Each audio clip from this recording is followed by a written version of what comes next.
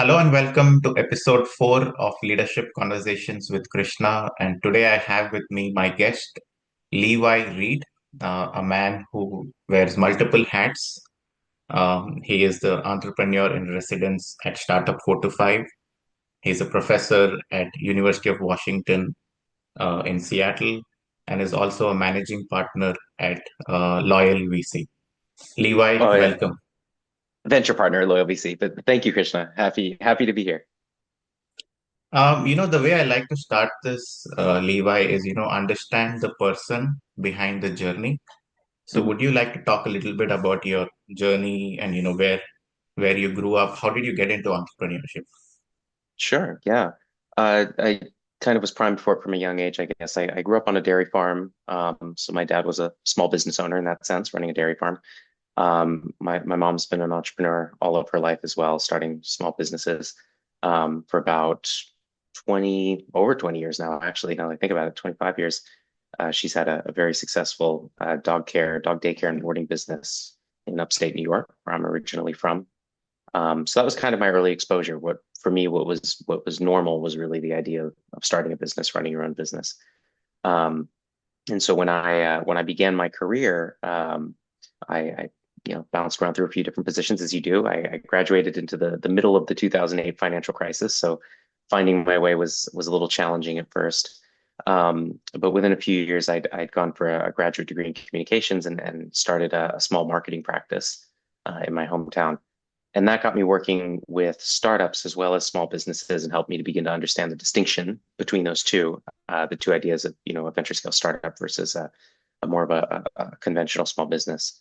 And as I was working with clients, what I started realizing was there was just this really, really big need, especially among the small business owners, for support in kind of a general business sense, right? These were folks who had deep expertise in some, industry, some subject matter area. They were starting a business around it. They were typically very passionate about it, but often they had notable gaps in their business knowledge. And so I would come in as a consultant to support their marketing efforts, and they would start asking me questions about areas of business that I just had no expertise in, well outside of marketing. And I thought, this is I want to be able to answer these questions. I want to understand it. And so after a couple of years of doing this, I decided that an MBA was the sensible next choice. At that point, I'd been living in the same hometown my entire life, and I wanted to explore something a little bit different.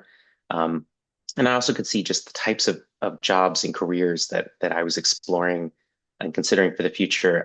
The need for international exposure, international experience seemed to be a really common component there, and it was an experience I wanted. So I decided that I was going to apply to MBA programs. I knew I wanted to do a 2-year program because I wanted the benefit of the internship in between. And I also knew that I wanted to do my program in Europe. And that was just because if you look at least at the time, this, 10, 12 years ago, uh, the top programs typically globally were located in Western Europe, a few in Asia, and then of course the remainder in the US. Um, I had never lived abroad, and I thought maybe I should take baby steps. I'd never been anywhere in Asia, and the idea of moving quite that far from home was a little daunting. So I settled in Europe, applied to a few schools, ended up deciding to go to ESADE in Barcelona, largely on the strength actually of their exceptional entrepreneurship program. ESADE's had been recognized and continues to be recognized as one of the top entrepreneurship MBA programs in the world. Um, and can't exactly complain about living in Barcelona. So I ended up going there. It was a fantastic experience, absolutely incredible experience. To this day, I still say it's one of the best decisions I've ever made. And then coming out of that, I had the opportunity to do my internship with Amazon in Luxembourg. So I also got to live in Luxembourg. And then I received a full-time offer out of that, which is what brought me to Seattle originally. That was about 8.5 years ago. Right. Um, I was with Amazon for under 5 years, a little under 5 years before I left, but my partner and I fell in love with Seattle, so we're still here. Yeah, and then after leaving Amazon, while I was at the company, I made a really deliberate effort to get involved with the startup scene here in Seattle.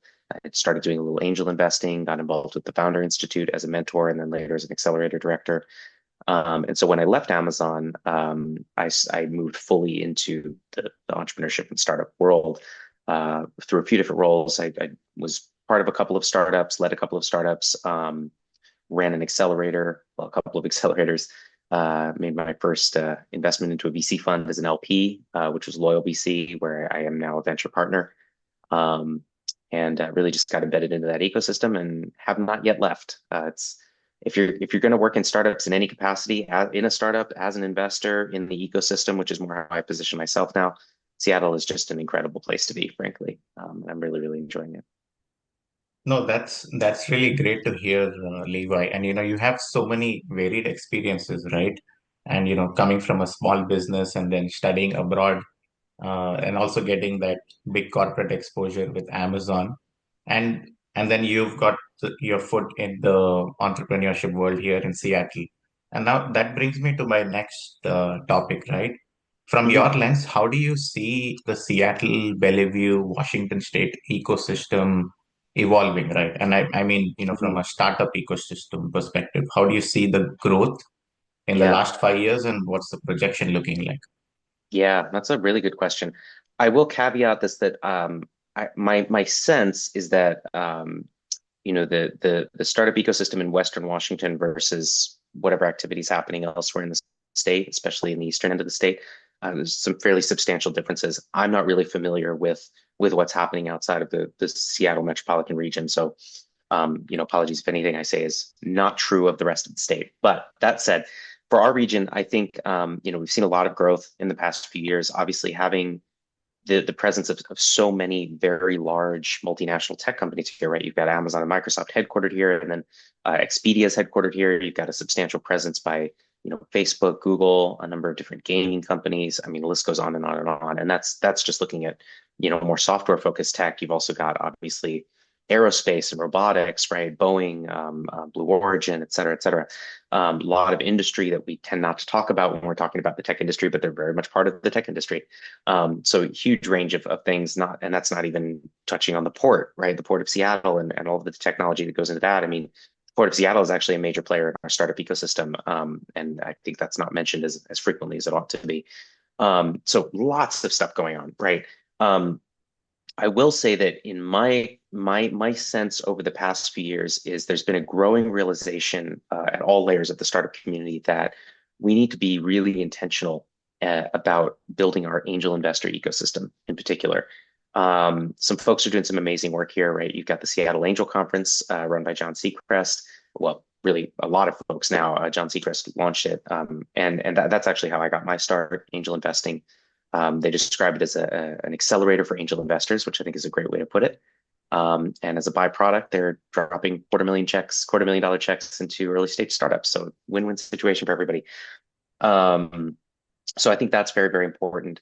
I think there's a sense in Seattle that we're very concentrated into particular industries. We've become a global AI hub as far as AI innovation goes, huge focus on software. Um, we do have a pretty substantial healthcare, medical, biotech chunk of our startup ecosystem as well, and the University of Washington's kind of an anchor there. So there's a lot of development happening there. But I think increasingly, one of the things I'm seeing is a lot of it, founders really wanting to kind of branch out from some of those core industries. Um, there's a growing push for consumer and CPG startups. E-commerce is a big one. Um, and what I'm seeing there is maybe more movement on the founder side that is not yet matched by investor activity, which is creating a bit of a gap. And you can't really tell a founder no. They've already decided to tackle something impossible. They're going to do it anyway. So we still have founders plunging ahead with these ideas, which I think is fantastic.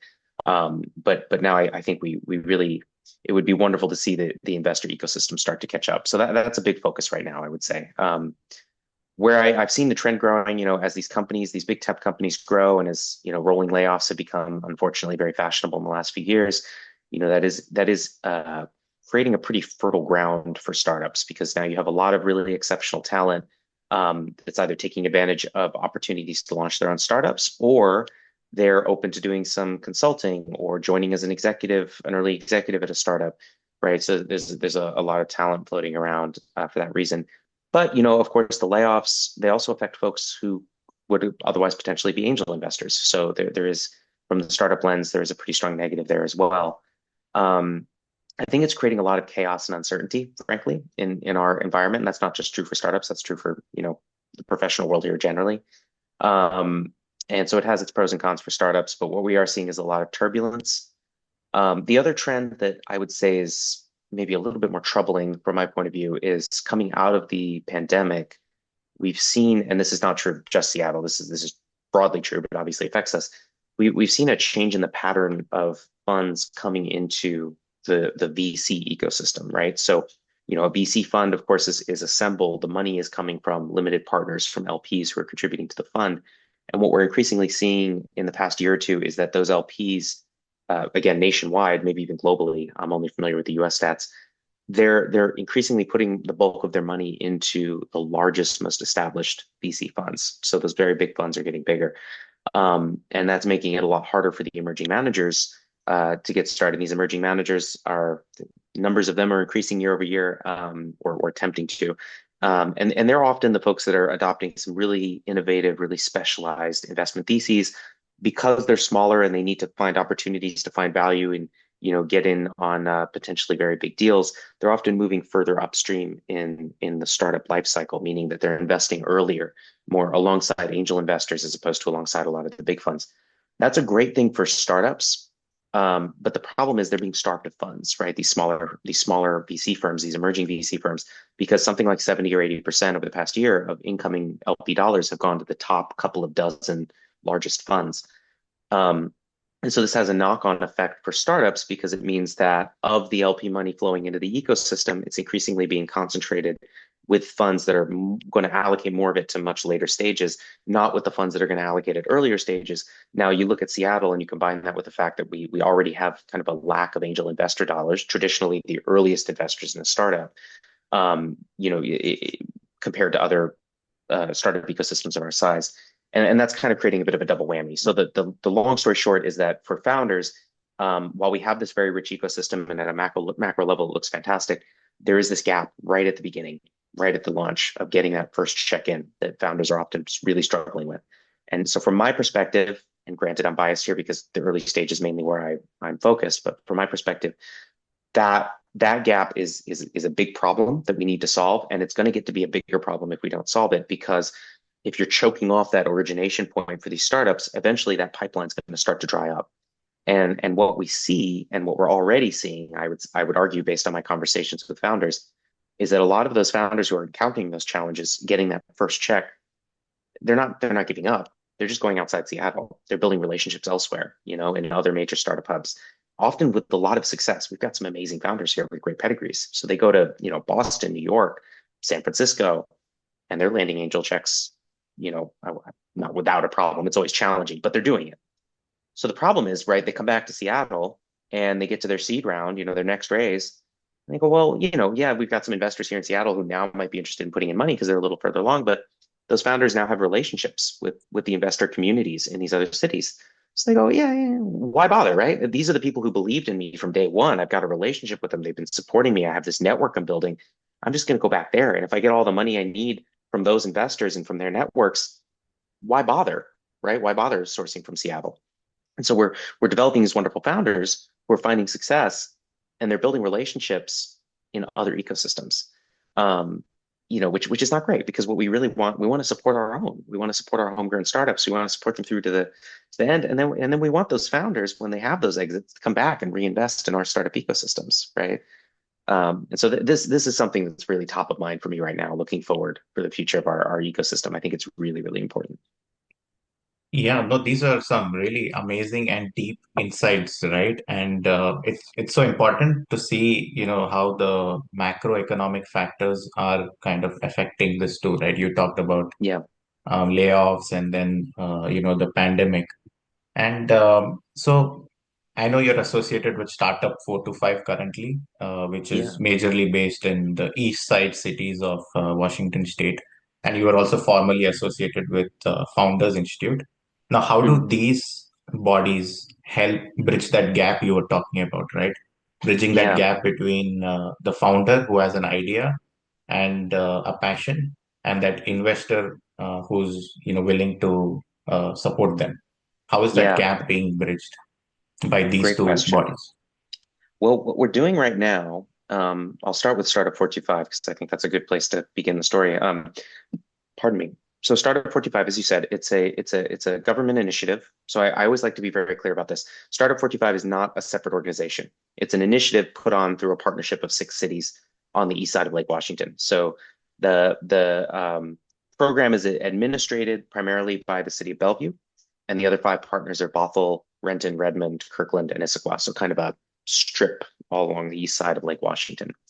Um, and we also do a fair amount of work with the Port of Seattle as well. So each of those cities contributes, expertise, resources, and funding to support this initiative. And then the programming is run by myself and my colleague as co-directors. And so my colleague Jonathan runs our event series, which is a series of events we run throughout those 6 cities. We do co-working events, put some space together. We do panel discussions on different topics. We're looking at putting together a hackathon at some point in the near future. We typically do a big summit for Seattle Tech Week every year. So a whole event series like that. And really the goal of those events is to help with mentoring and supporting folks who are, let's say, entrepreneur curious, right? Maybe they're still working, maybe they've left a job or they've been laid off and they're considering starting a business and they don't really know where to start. So that's part of it. And then part of it is really to facilitate the building of community and network, right, within the startup founders and the startup community and startup adjacent folks, service providers, investors, whomever, on the east side. Historically, Seattle obviously has been the locus for all of this, and that's obviously not going to change anytime soon. But I think what's been really great with this partnership is these cities realizing that, hey, we've got a lot of resources too. We have a lot of founders, and there's a lot that we can benefit from just by being part of the greater metropolitan area of this major hub. How do we take advantage of those resources intentionally and thoughtfully to drive economic development within those cities? One of the things that's really rewarding for me personally about the program is that I get to support not just venture scale startups and tech startups, but also what we like to call traditional businesses. We don't call them typically small businesses just because some of them are small businesses, but there's a middle ground of businesses that don't intend to seek venture scale funding or equity-based funding, I should say, and don't intend to sort of blitz scale along the venture capital model, but they still intend to be fairly substantial, multi-million dollar, potentially national or even international businesses, right? So it's kind of this middle ground. Um, so we like to say we use the term traditional business to differentiate from a business that plans to take equity-based financing and grow exponentially. Anyway, point being, we get to develop programming and resources to support all of those types of founders. Like I mentioned earlier, coming from a small business background myself, and believing quite strongly that small businesses are the backbone of any local economy. It's really rewarding to be able to do that. Now, so that's the event series that my partner runs, and then for my part, my main responsibility within Startup 45 is running our accelerator program, which we do in partnership with the Founder Institute. So Founder Institute, very well established accelerator. They've been around 16 years now or something, and they're kind of unique in that they are very focused on business fundamentals as opposed to just focusing on raising VC money, like many accelerators do. Not that there's anything wrong with that, but again, we're trying to service companies, support founders that are not just trying to raise equity and therefore or equity-based financing, and therefore we need to think about what other value we're delivering. And then the other piece about FI is that they're focused on the very earliest stage. So it's not uncommon at all that a founder will come into the accelerator with literally an idea. That's it, right? Just an idea. We're completely fine with that. All you need is an idea and the willingness to work on it. And so it's really a unique offering in that sense. The other piece that's really fantastic is because this is a government initiative, because we're sponsored right through these different entities, we're able to offer this program entirely free. So there is currently no fee, no cash fee for the program. There is and will never be an equity-based fee for the program. So there's no equity required to be given up by the founders. And over the course of this program, what we're basically looking to do is to help them acquire the fundamental skills that they need, learn about marketing, learn about sales, learn about growth. If they're going to seek equity-based financing, learn about how that works, help them build a great pitch, which frankly, every business needs, even if they're not going for VC funding. It's critical to establishing, your narrative and bringing on board partners and employees and, whomever. So all of these are parts of the program. And then at the same time, every session, we're bringing in several mentors. And those mentors are, experienced executives, other founders, often exited founders, service providers, right? So we're helping the founders when they come out. They've now got a network of about 40 to 50 professionals that they can call on for support, many of whom may join their boards of advisor or their advisory boards, excuse me, Yeah. for the different startups. They also have a network of their fellow founders, right, that they can call on. We're exploring some software options right now to actually make that community much more usable and accessible to its members. Um, so this is all very exciting, to really start to help to build this community on the East Side and get these resources together. Basically, getting the founders over that 0 to 1 hump, right? How do you get started? What do you need to know? And that's really our goal. Now, we don't provide funding through this program, but one of the big goals is that for founders seeking funding, that they'll come out and they'll now have connections with investors. If that's what they're seeking, they'll have connections with banks and lenders if that's what they're seeking. We have a number of mentors in those capacities as well. They have a better understanding of what they're going to need to bring to the table to get either form of financing. They've got a great pitch for investors, right? So they're really prepared now to go figure out how they're going to grow their business. That's really the goal with the program. So basically, what we're looking at, we're really very, very focused on that 0 to 1, getting the person from no business at all to something going and equipped to take that, run with it, and really grow it. And then, our goal then is to connect those founders with resources that they need to continue moving forward. And by virtue of our relationship with those city governments, because we are this program, we have connections with the chambers of commerce for those cities, the departments of economic development, right? Other resources unique to each of those cities, different, nonprofit organizations, whatnot. We can connect the founders directly as needed and help them get started. And so I think it's a really great resource in that sense. And one of the things that I really love about it too is that when you look at the startup community in this region, it is very rich, it is very robust. It doesn't typically have great connections with the local public sector. And one of the things that we're trying to do is really to correct that, really to help the public sector professionals who are trying to drive economic development to connect with the startup ecosystem, understand it a bit better, maybe shape some of their own offerings, and at the same time help the founders access these resources that they might not know about that their cities often offer, right? Because the two communities are just so separated for whatever historical reasons. And so that's been a really great part as well, because there are some incredible free resources out there that city governments put out. And in my experience, tech startup founders are often not aware of them. Um, yeah. No, those are significant points, right? And you mentioned two different things. One is there could be resources from the government that a founder or a startup might not know. And then at the same time, you have governments like Bellevue and other East Side cities that are actually going out and supporting these startups, right? Now that Yeah. brings me to my next topic. Um, in terms of government support, right?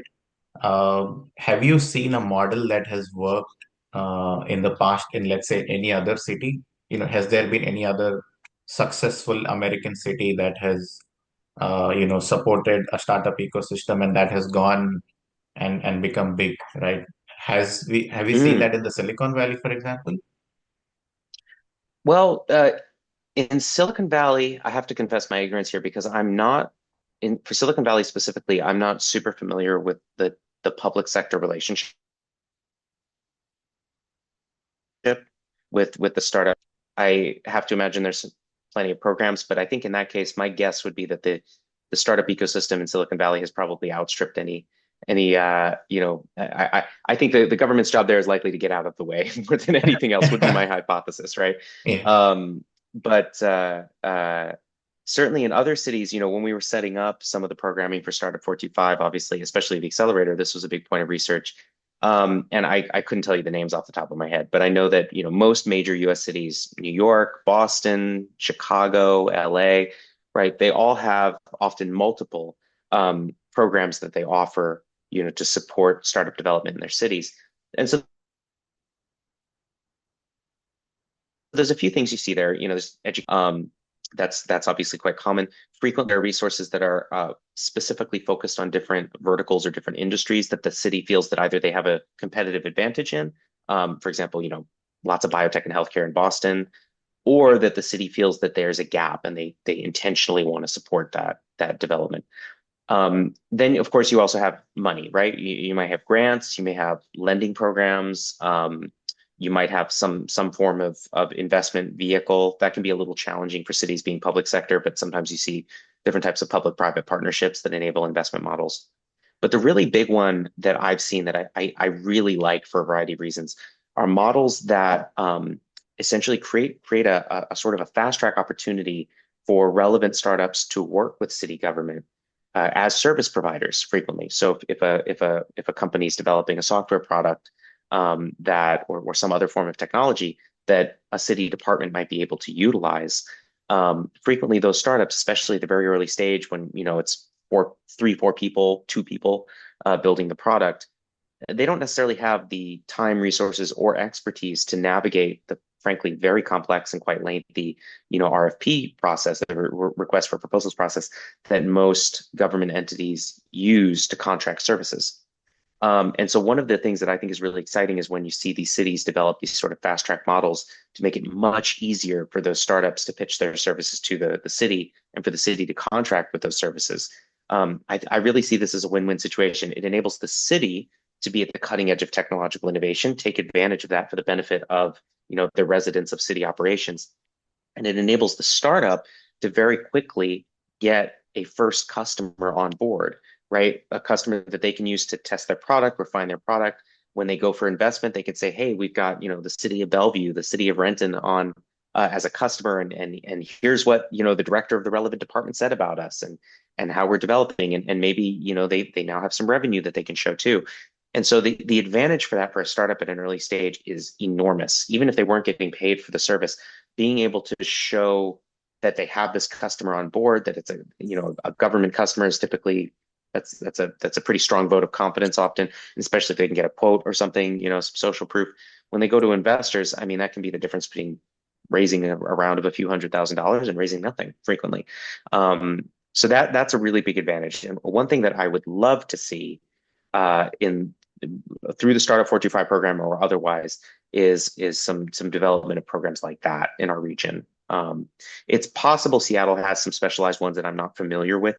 There's a lot going on, but I'm not aware of any programs like this in the region, like I've just described. Although I'd love to be corrected if I'm wrong, but I think that's a big opportunity for sure.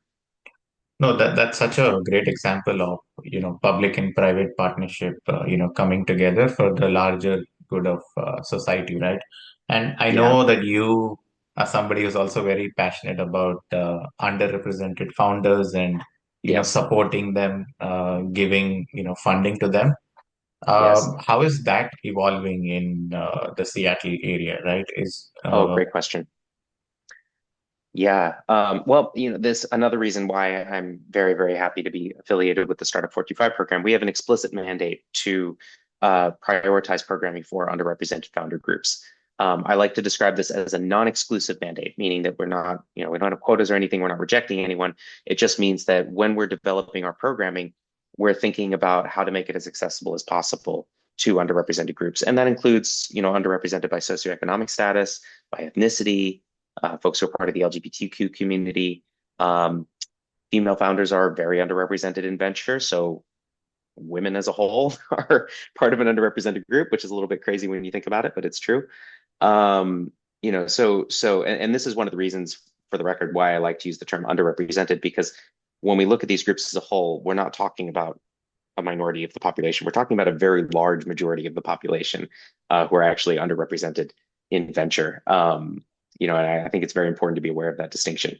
Anyway, point being, typically, one of the ways in which we see that underrepresentation, that current breakdown, demographics kind of being reinforced, is that folks who belong to these groups often do not have great connections and network for the kinds of resources and support that they'll need to be successful as first-time founders.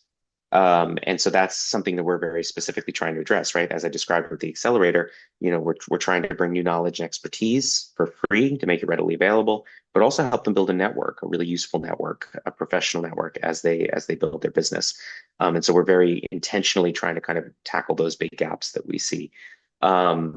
And we're thoughtful about that with the mentors we bring in too.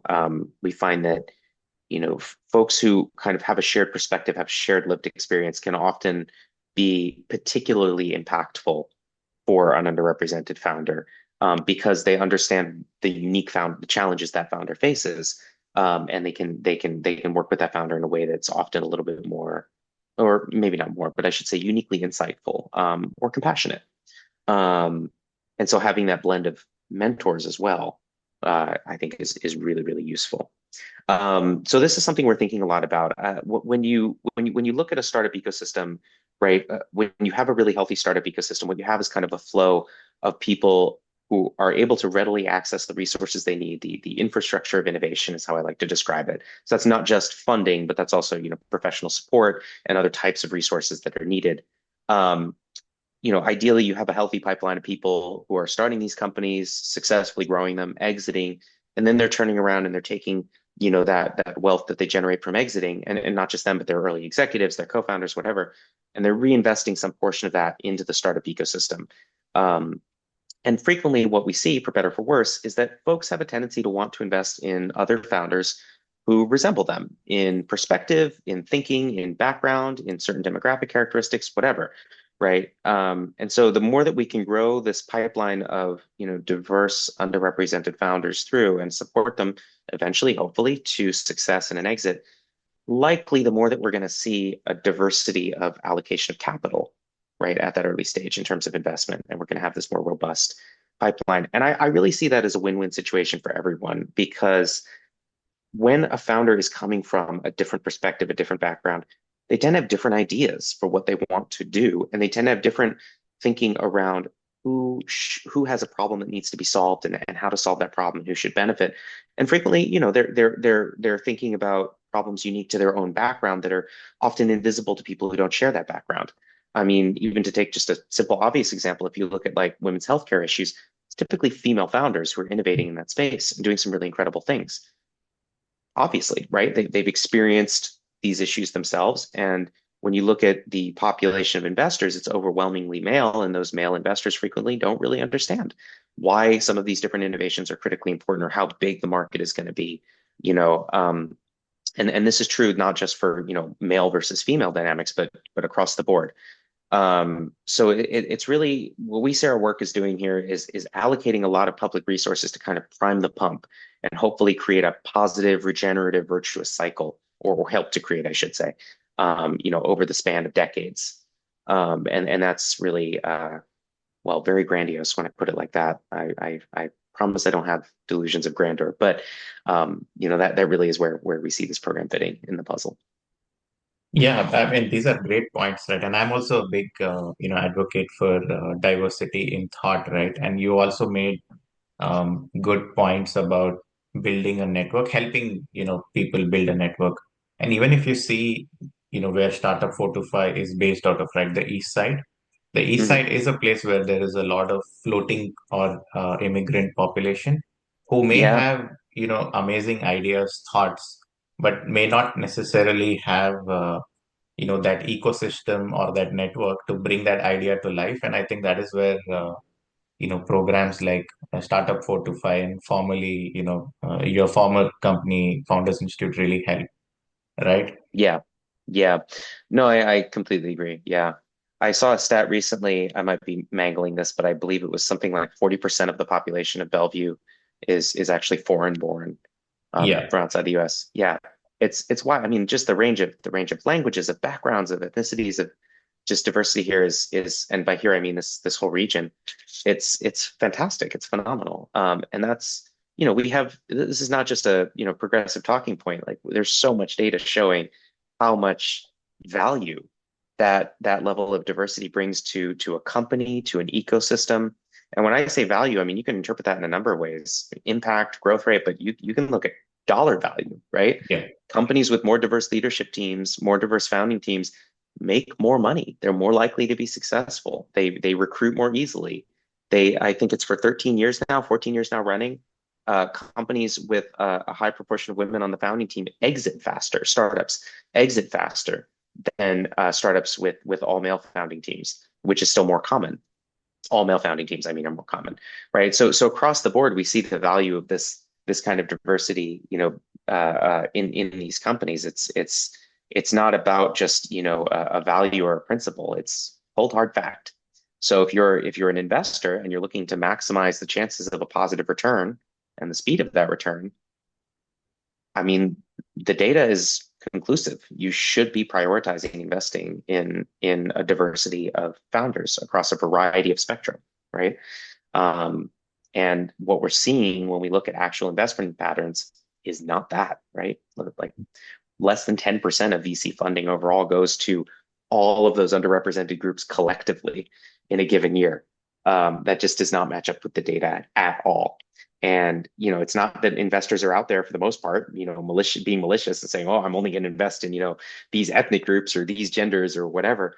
It's that they're investing in the founders that come in front of them, the ones that come through their network, right? The ones who have access to the connections to be able to pitch themselves effectively, to know what the investors are looking for and to speak the right language and to get those warm intros. And so our job as early stage ecosystem enablers is really to prepare founders who don't have that access already to be able to do the same thing, to access investors, to know how to speak to them, to develop a great pitch, pull together the resources they need, right? And really help them prepare in this way. And at the same time, wherever possible, to educate the investor community too, right? And to help them understand how much opportunity is here and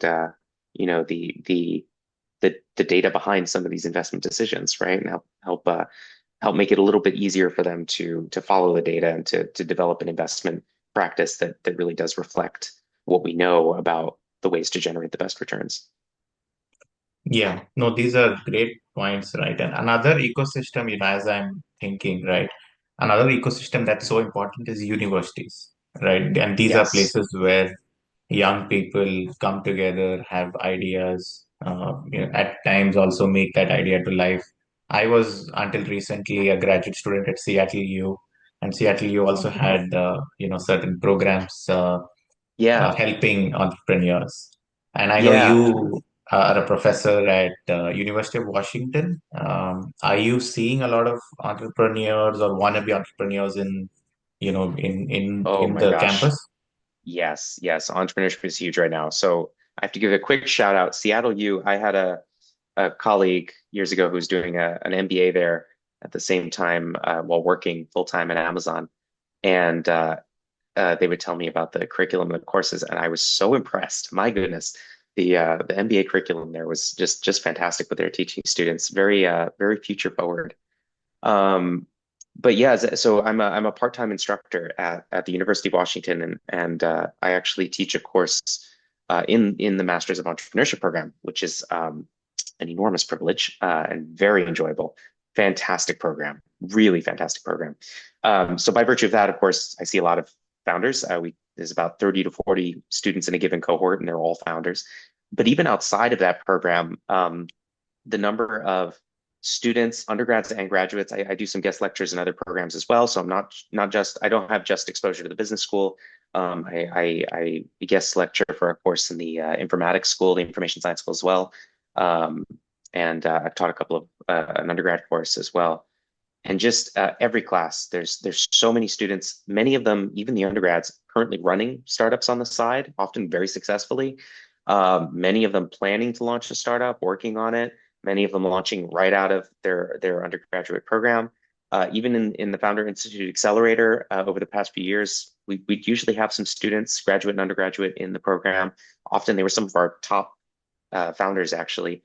Even in our inaugural cohort of the Startup 425 Accelerator, we actually had an amazing founder, and I don't mean for their age, I mean an amazing founder, full stop, who's actually in high school and applying to an early program at the university. Um, so I think one of the beautiful things here is really just making this infrastructure accessible to folks of any age because, you know, people, I think there's a myth, a really popular myth of, the college dropout wunderkind who starts the billion-dollar company. And we have that, we see that with, Bill Gates and Mark Zuckerberg and whomever. But the truth of the matter is, the rate of the probability of success, meaning a successful exit, goes up as founders get older. And founders in their 40s are actually far more likely to have a successful startup than younger founders. But younger founders are doing some amazing things as well and often finding success. And so really what it comes down to, I mean, you can be a founder at any age, honestly. And I feel like that's such a cliche to say, but I have to say it. It's so true. And so being able to have these programs to support them is fantastic. But one of the things that I love, I don't know about Seattle U, but I know University of Washington for sure. I imagine Seattle U as well, just is really responding to this and thinking in a really forward-thinking way about how to integrate the university's programs with the local startup ecosystem for the benefit of the students and really facilitate, supporting those students who do want to support, who do want to start a company. I mean, even just I have to give a shout out to my friend Ken Horenstein's VC fund, Pack Ventures, which is explicitly associated with the University of Washington. I mean, Ken literally has an office in the Foster School of Business, and I mean, this is a VC fund that exists to invest in University of Washington alumni, right? It's incredible. The University of Washington has a chapter of the Creative Destruction Lab, which is a global, just really incredible top tier accelerator for deep tech science based startups that takes no fees, no equity, right? Our founders can access that in their backyard, literally. I mean, this is a program that people travel around the world for. We in previous cohorts here in Seattle, there have been founders coming from Korea, Germany, Australia, right here to Seattle for this program. Um, the resources are just incredible. And I love that the university is so forward thinking about this, and particularly the Foster School, the business school, in my experience, just and the informatics school.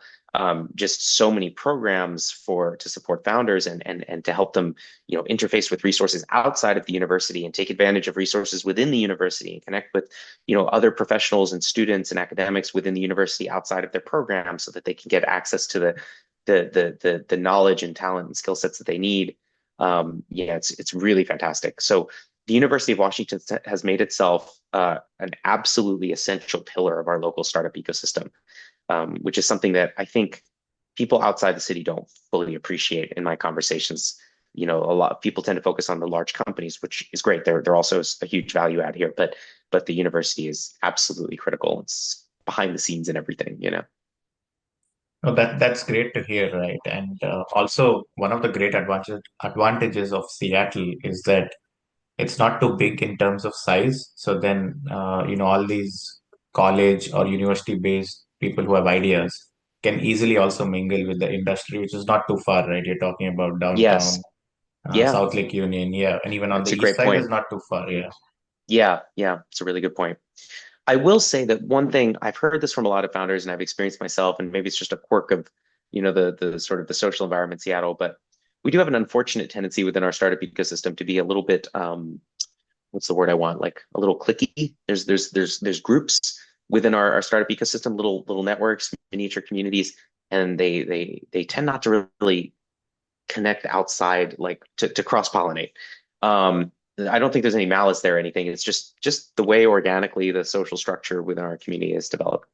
Um, and that can be unfortunate just because, there's a lot of value in developing those connections. And so one of the things that, we're really trying to do with Startup 425 is to sort of cross-pollinate, some of those bubbles with some of our events as much as possible so that people who are, excuse me, part of, say, a biotech entrepreneurship sort of informal community within the university also connect with, say, the MBAs and the business people and maybe some of the engineers and maybe connect with entrepreneurial resources at some of the major tech companies, right? Or some of the groups that sit outside of either of those organizations, like some of the new hubs opening up, in the city itself or programs like Startup 425 itself. So the more that we can kind of stir the pot there, I think, and develop some cross collaboration, the better the results will be that we'll see from that. So that is something I really encourage anyone, looking to get involved in this community to think about, right? How can you kind of connect some of those dots and, connect some of those communities, especially for investors. I would love to see more of our investors, particularly from some of the larger funds, really just have a more consistent presence, at some of the different startup events and communities around here, and really look to proactively interact with founders. We see a lot of the folks from some of the smaller funds. We see some angel investors.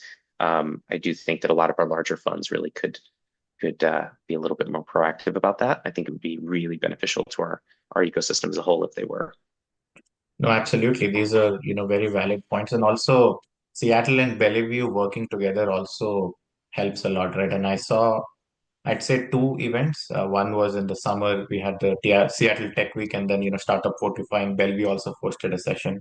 And then I think it was yesterday or sometime this week where I saw the two Chamber of Commerce coming together for a joint meeting, Seattle and Bellevue. So all these Oh, wonderful. things, I think kind of support your line of argument. And, just jumping into the finale of our podcast, I wish we had a lot more time. It was a fascinating conversation. Well, But, thank you. a couple of things. How do you see, what technologies do you see emerging, right, from your lens as an investor and somebody who is in the startup ecosystem? What are founders looking at? What are investors looking at, right?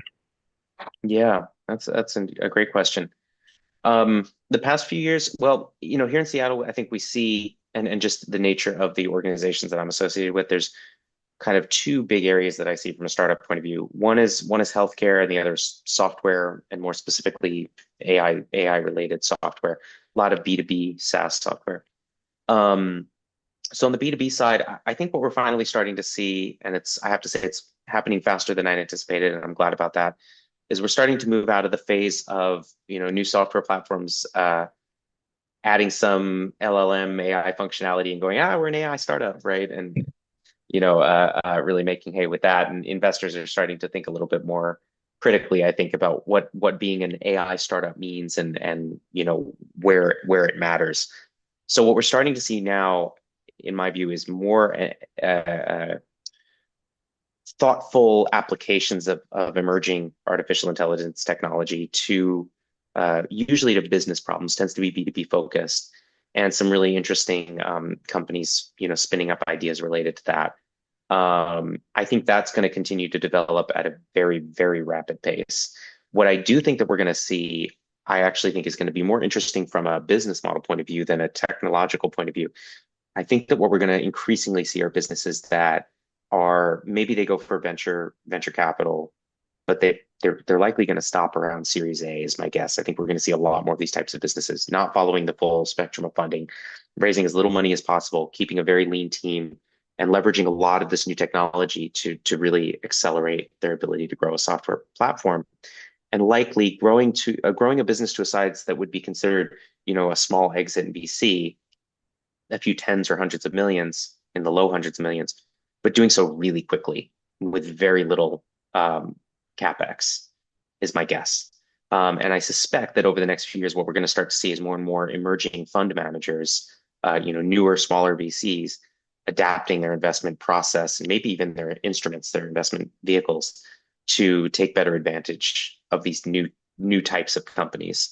I think that we're going to start to see a breakdown of, the traditional, unicorn hunter model, right? Looking for these multi-billion-dollar exits, just because we've got a quite a few funds with sitting on enormous piles of capital.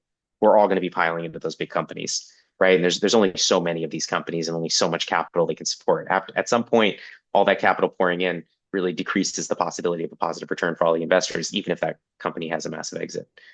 So I think we're going to start to see more diversification there. And I think it's going to be enabled by AI, even if AI is not in and of itself a central premise of the technology of the company, right? It's going to inform how the company is built. So I think that's going to be a big thing that we see. And then on the healthcare side, this one's kind of interesting because this is just my gut sense. I don't have data to back this up, but my sense is that we have more capacity for innovation in terms of our founders and the level of expertise they have in the city when it comes to healthcare than we do funds to support them. There's a big focus on AI and B2B SaaS, and that's great in terms of our investor community. But there's just enormous innovation happening in the healthcare space, and it feels to me, this is a feeling, that we don't have as much. I think there's capacity for a lot more investment to pour into that space and generate some really positive returns than what we currently have. And I would love to see that happen because we are such a healthcare hub, particularly in specific areas, right? Cancer and oncology is one. Specific areas of biotech. We've got the Institute for Protein Design here, and there's a lot of innovation related to that comes out. So there's a lot of opportunity there, and I'd love to see even more of an investor community around that space. Just it would help our community, it would our startup community. But when we're even just zooming out and looking at just overall human health and welfare, right, for the species, this is the Yeah. kind of innovation we need to be supporting. So I'd really love to see a little bit more of that. My hope is that we'll start to see these worlds collide more in terms of AI development and the healthcare lens. And certainly the most recent Nobel Prizes we saw are an encouraging step in that direction. Um, but I think as we start to see that blend, that's going to create sort of an inroad for a lot of these AI focused investors to sort of get uh, I don't want to say tricked exactly, but incentivized, let's say, to hop into the healthcare space where they might not previously have done so on the back of the AI angle, and start to accelerate some really interesting innovation there. So we'll see. All that said, healthcare is not my area of expertise. So take it with a grain of salt. Yeah. No, and thank you for that. And with that, I come to the conclusion of our podcast. It was an absolute pleasure having you, right? And thank you for sharing those Likewise. deep insights. A lot of our audience is, people who want to take initial steps into entrepreneurship or are already in entrepreneurship, right? So I think this is going to really help them. Thank you again, Levi. Oh, thank you, Krishna. It's an absolute pleasure. And yeah, if any of your listeners want to reach out, I'm on LinkedIn, Levi Reed. Feel free to drop me a note if you're interested in Startup 425. It's startup 425 numerals.org. You can find information about the accelerator there. Would love to chat.